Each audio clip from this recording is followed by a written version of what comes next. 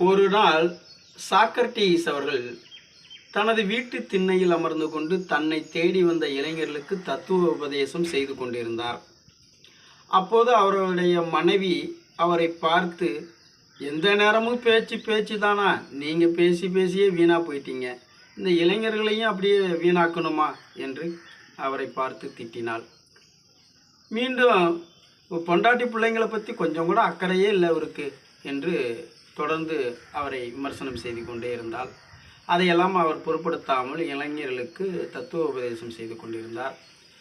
இந்த அவருடைய மனைவி கோபமாகி மண்பானையில் இந்த தண்ணி எடுத்து அந்த திண்ணையில் ஊற்றினாள்.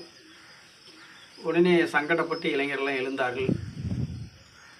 அவர்களை பார்த்து சாக்ரடீஸ், என் அன்பானவர்களே, யாரும் எழுந்திருக்க வேண்டாம், நீங்கள் வருவதற்கு முன்பாக மேக கூட்டமாக இருந்தது, பிறகு இடி இடித்தது, அதன் பிறகு மழை பெய்தது, இப்பொழுது கொரட் கொரட் என்று தவளை சத்தம் வருகிறது, பிறகு அமைதியாகிவிடும், யாரும் எழுந்திருக்க வேண்டாம் என்று கேட்டுக்கொண்டார்.